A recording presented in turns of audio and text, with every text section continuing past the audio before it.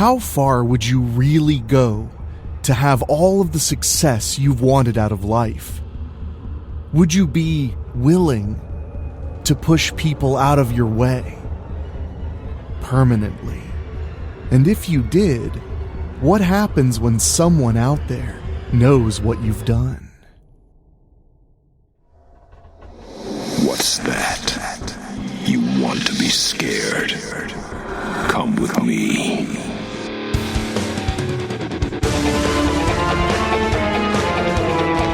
You will experience tales of horror, ghosts, and death. It is not recommended for the weak at heart. Listen in the dark.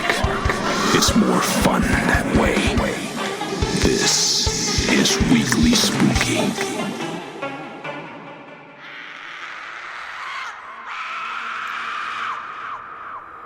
Hello, my friends. It's Wednesday, and you know what that means. It's time for a little spooky in your weekly. I'm your host and narrator, Henrik Kuto, and we have quite the story for you tonight. I think you're really going to enjoy it as much as I did.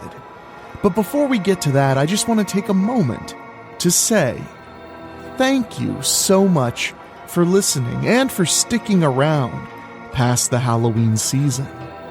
We bring the scary every single week, not just in October, and we're glad to have you join us.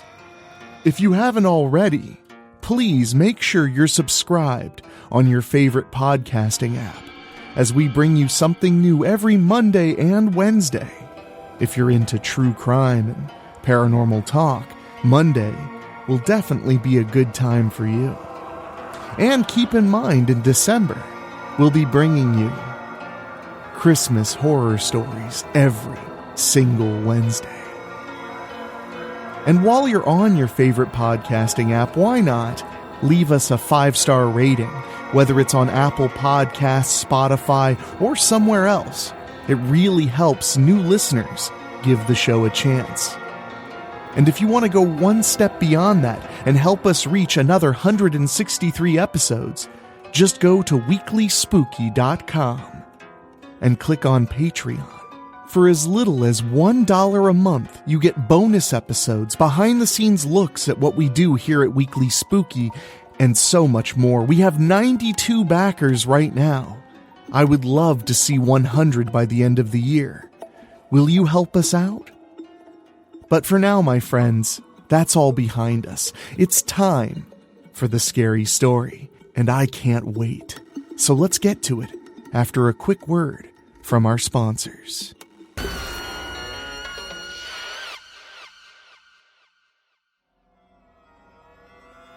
The Fall of Man by David O'Hanlon. I slid down the door and let my head fall against the pressed wood with a thump. It was a disappointing sound, and I banged my head against it again for the same dissatisfying result. It was supposed to sound like I felt. I didn't know exactly what that sound was, but it wasn't a muffled thud. Everything was falling apart, and I couldn't even bang my head against the door correctly. Emotions cascaded from head to heart in ways I could actually feel, and it made my skin prickle until I started shaking. Bile hit the back of my throat, but I was too distraught to move. I was not a weak man, at least not as far as I was concerned.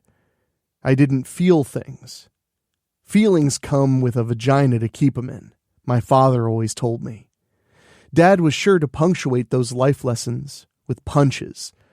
The knuckles made grooves for the messages to really sink in. Maybe that wasn't the best way to raise a child, or maybe it was. It had worked out well to a point. I had been a stock boy at Brown's General Market for less than 3 months before making it to assistant manager. In 2 years, the owners promoted me to store manager when the old one died in some bizarre fishing accident. Kohler, Arkansas had a very high rate of accidents. The Browns were good people, and I loved them as best I knew how. They doted on me like their own son, or like they would have if the whelp had ever accomplished anything. It was tragic for the Browns when the boy died in a fire, but it worked out well in the end. I hadn't been at Browns a full 6 years, and their store was more than competing with established franchises like Piggly Wiggly and Kroger. Once they died the following year of age-related conditions, the Browns passed the store over to me. It all worked out perfectly. I loved the store, truly. It was the only thing I loved, if we're being honest. My romantic life consisted of a platinum membership at the Emporium. I was a 3-time customer of the month, as the owner pointed out that morning when I returned my rented smut.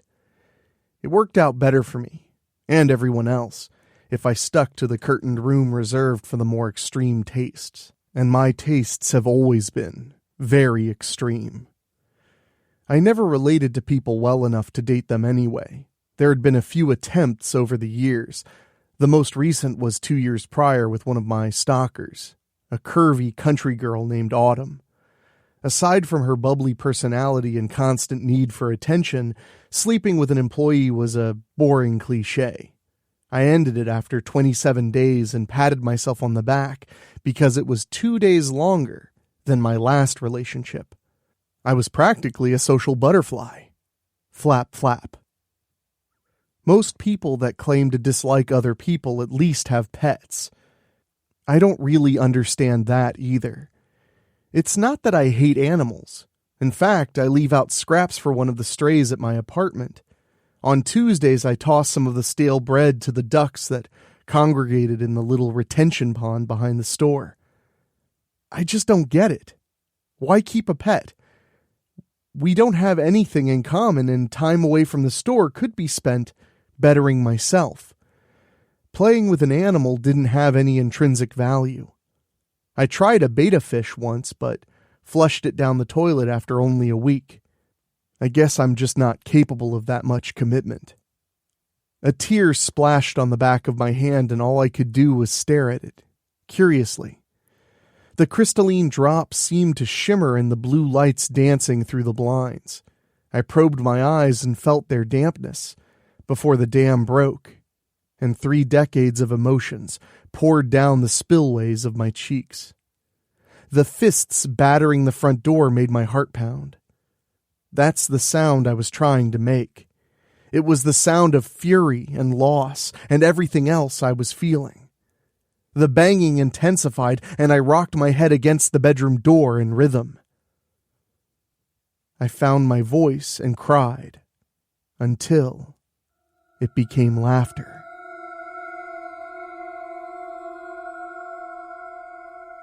I could practically feel the Browns patting me on the back as I noted a 4% increase over the past quarter. It was 20 till 1, and I was ready to call it a night. I emailed the numbers to my accountant and then read the message from my attorney for the 6th time. The local Piggly Wiggly, still 6 miles away, was going under, thanks entirely to my efforts. We'd negotiated the sale of their building and store fixtures at $30,000 less than expected. The contracts would be ready by noon. I laced my fingers behind my head and smiled at the ceiling. Expanding the Browns General Market brand was the next step. Stores in Fort Smith, Springdale, Huntsville, and Alma were already lined up over the next 2 years. I had photoshopped pictures of each store done up with the new Browns logo hanging on a wall around a motivational cat poster. I'd just turned 37. By 47, I'd have sold the franchise to Walmart and retired to Ecuador. Like the cat on the wall said, good things come to those who act meow. A crash on the sales floor made me jump, and I rushed to the two-way mirror. The last of the stalkers went home at midnight. No one ever wanted overtime, especially when I worked the night shift. I glanced at the safe and scrunched my nose. Mr. Brown insisted on keeping a revolver inside it, just in case. Shooting myself by mistake, or worse, putting a hole in the store, would be ridiculous if it was just a collapsed shelf. Some of the fixtures were purchased in the 90s and the new shelves didn't clip in as well as they should. From time to time, one would slip out. I opted for a pair of scissors as my personal protection, just in case, however. Aisle 7, condiments, salad dressing, pickles, peppers, and salsa. The smell of pickle juice hit my nose from 10 feet away. I'd never liked pickles. They were demonic appendages, severed from the cruel hands of chthonic terrors that scared the shit out of me as a child. Don't judge me. Unlike the monster under your bed, pickles are real, at least. Shards of glass spread like shrapnel across the floor. I hated that floor, but didn't want to have to close the place to replace it. The deep russet tiles had faded to something closer to tawny, while the white tiles were now darker, stained over the years to a champagne-like yellow. Brown and yellow, like used underwear. The red was a new touch. So was the dead body. I gawked stupidly at the corpse sprawled between spilled pickles and broken glass. The head was missing, but the victim was wearing a Browns vest atop bejeweled jeans. The curves of the diminutive figure were unmistakably female and familiar. I tried to picture the body bent over my desk. I said sleeping with employees was cliché, not that I didn't still do it. Bianca? I stepped closer and inspected the area. Her head wasn't missing after all. It was sitting right there between 2 jars of Vlasic spears. "Clean up on aisle 7. A distorted voice said over the PA system. "Just a simple murder. No big deal." There were 4 phones on the sales floor. 1 in the meat department, 1 in my office, 7 at the registers, and another at the service desk. And they could all dial into the PA. The killer could have been anywhere. I went back to Main Street, the path between the registers and the grocery aisles, and looked for any sign of the intruder. The coast was clear, so I bolted for the front doors. I hit the crash bar and bounced off. I tried again, twisting the lock back and forth, but the doors refused to budge. "You haven't paid," the voice said. "You can't leave without paying." I wasn't scared. Hatred, anger, those are functional emotions. Dad was okay with me feeling them. Fear? That was a weakness almost as pathetic as love. My father taught me that you were only worth as much as you do. You can't do anything if you're dead. Survival was the name of the game, and you win by putting your functional emotions to use. I pushed the door again and heard the chains rattling on the other side. The person knew my routines. They had planned it out. Hatred, anger. Yeah, I was feeling those. I was feeling the fuck out of those. "Please return to your shopping," the voice growled. "Have you considered a seafood option to pair with your pickles?"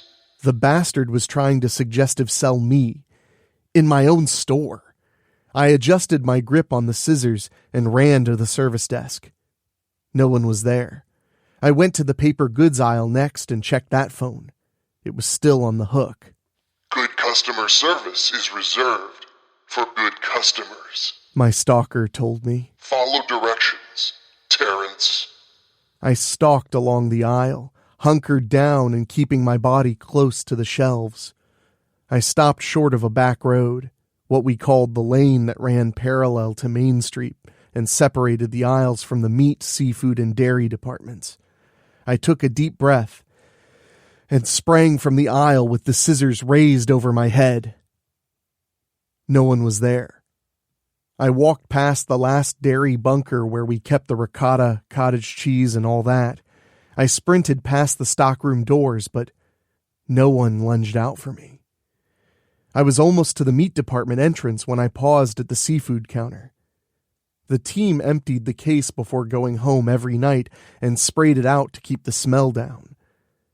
But there it was, A whole red snapper lying on a sheet of ice, staring at me with a single, dead eye. A Brown's name tag was pinned to its body with the fillet knife. I swallowed hard.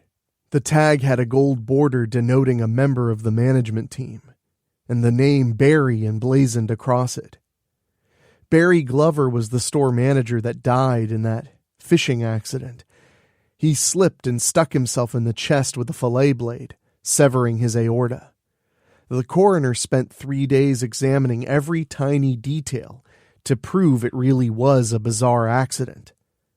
I spent 6 months practicing with dummies and pork shoulders to make sure I could get those tiny details right. And I had. No one knew anything. So how could this person? See anything you like? They asked from the overhead speakers. If our seafood isn't to die for, maybe try our fresh-cut meats. That sealed it. They were dialing in from the prep room and wanted me to come running into their ambush. It wouldn't work. They were trying to play my game, but I've been playing on pro courts for years. I was 30 when I started at Brown's, looking for a new career. The old one wasn't panning out. I started in the mailroom there.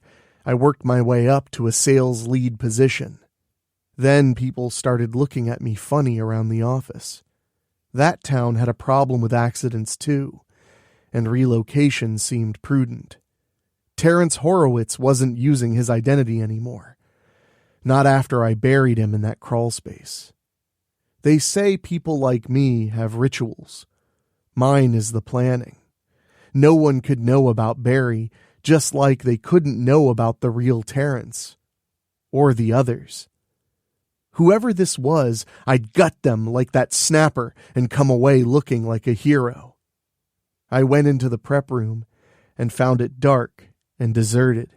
A 12-inch butcher's scimitar sat on the polypropylene surface of the cutting table. I traded my scissors for it and opened the cooler, expecting to meet my tormentor in a violent, final clash. The motion-activated light switch engaged and revealed excessive amounts of meat for the upcoming Independence Day sales. Still no vindictive maniac. Minus myself, I guess. U2's I Still Haven't Found What I'm Looking For started playing. Hardy fucking har har. I stormed back onto the sales floor. The CD player was kept at customer service. I ran down aisle 10, breads and snack cakes, and slid onto Main Street. I hopped the service counter and went around the partition to the employee area. The monofilament line snapped as I rounded the corner. The thin plastic strand melts and becomes indistinguishable from carpet fibers in a house fire. Just ask Doug Brown. I used the same tripwire in his kitchen to cause the electrical fire that night. The wall burst with a spray of sparks. Wires crackled and popped as their exposed copper cores bumped into one another. The overhead lights shattered and covered me in glass. The music shut off and the wall ignited beside me. It was just like I'd done. If they knew that, then they knew... Oh shit. I leapt away from the flames and stumbled backwards out of the service area. I needed to get to my apartment. Attention shoppers. The store is now closing. Please make your way to the front of the store. The voice said. I turned, and there was the intruder, dressed in a black ski mask and billowing parka that hid any clues of their real identity. They raised the voice changer to their lips. This concludes our business day, they said, and threw the device to the side. I charged with a furious roar, leaping onto the conveyor of the nearest checkout lane and jumping to the next. Then the next. The third. The intruder waved for me to come on, and I did, with the butcher knife cocked back and ready to split their fucking head in two. I got the fifth lane, and it turns out I wasn't the only one that liked planning things. The vegetable oil was nearly invisible on that black rubber belt. My shoe slipped across it, and I came down hard enough to bend the aluminum frame of the checkout. I laid on the floor, watching the black hiking boots with the extra thick soles clopping toward the front door. "You shouldn't play with a girl's heart," the intruder said with the delicate twang of a true Southern belle. "Especially not one that likes true crime shows. I know what you've done, all the way back to Maryland. I got lots more ideas for our next date night, Terry." She was gone before I could get back to my feet. I ran to my car and drove straight to the apartment. I dropped the knife back at the store. I had no doubt it was the one used to kill Bianca. They'd write me off as a jealous pig boss that murdered an employee for not putting out, and then torched the scene in a panic. I'd never panic after a kill, and I'd never burn the store. I loved that store. Autumn had taken it from me. Taken it using the same methods I'd employed to get it. God damn it! I beat my fist on the steering wheel. Autumn. The season of dying. What an appropriate name. How much else did she really know? I jumped the sidewalk and left my car running in the lawn. I knew what was waiting inside. I ran straight to the bedroom and found them there. I shut the door behind me and slid down the cheap wood finish. Mr. and Mrs. Brown were lying on top of the bedspread, stark naked, just as they'd been before I put them back in the freezer for safekeeping. I told you I loved them in the only way I knew how. I heard the sirens coming down the street. Even if anyone believed me, would it matter? I banged my head against the door. It was a disappointing sound. The cops broke in and I stood slowly, preparing to turn myself in. There was no point in resisting. I'd lost the love of my life. What was left to fight for? I stepped out of the bedroom, still laughing at the insanity of it all, and laid down on the floor. The cuffs went on tight. They'd probably been coming to tell me about the fire when they got the call about Bianca. As they escorted me to a police car, I stepped on a discarded ski mask. A strange sight in July, but the officers didn't seem to notice. I smiled and looked around the gathered crowd. There she was, my season of dying.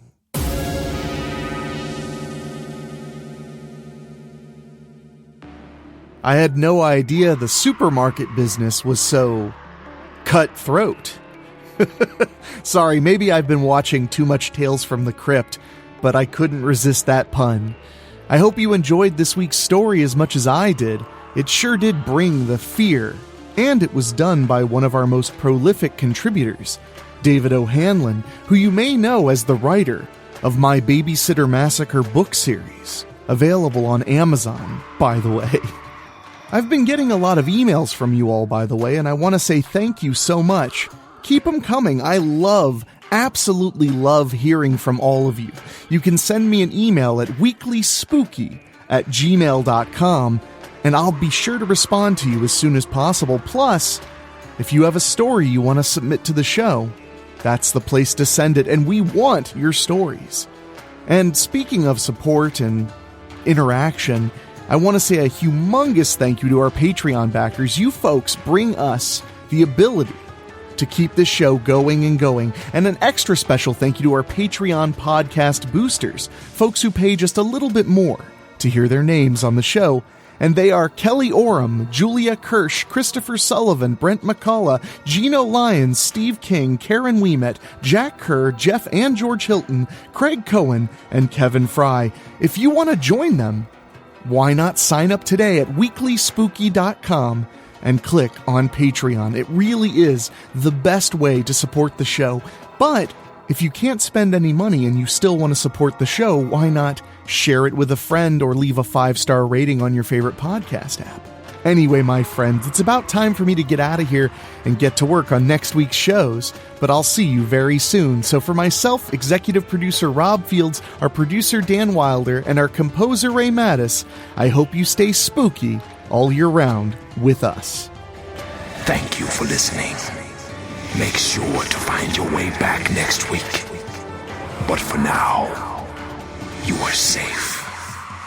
Trust me.